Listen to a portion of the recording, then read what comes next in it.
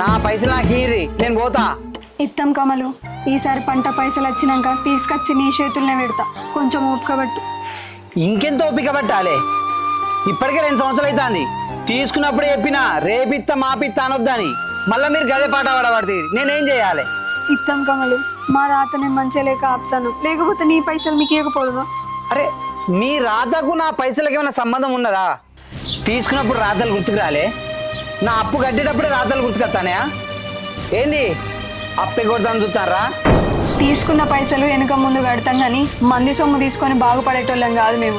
అసలు సొమ్ము మాకు అద్దు, మేము ఉంచుకోము. గందుకేనా నా దగ్గర తీసుకుని అప్పిత్తలేరు? చెప్పే మాటలు నీతి మాటలు పనిలోకి ఇవ్వా. గబన్ నాకు తెలియదు. నా పైసలు నాకు ఇయ్యి. నీ పైసలు మేమేమన్నా ఎగ్గొడతామా చెప్పు? ఈసారి పంట పైసలు వచ్చినాక తీసుకొచ్చి నీ చేతుల్నే పెడతా. అప్పటిదాకా చెర్రు ఒక్కబట్టు గంతే.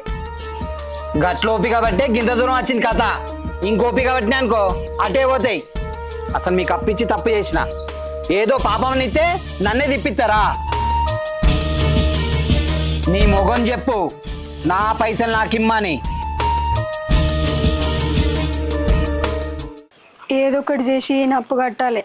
అన్నం తినకున్నా మంచిదే కానీ అప్పు ఉంచుకోవద్దు.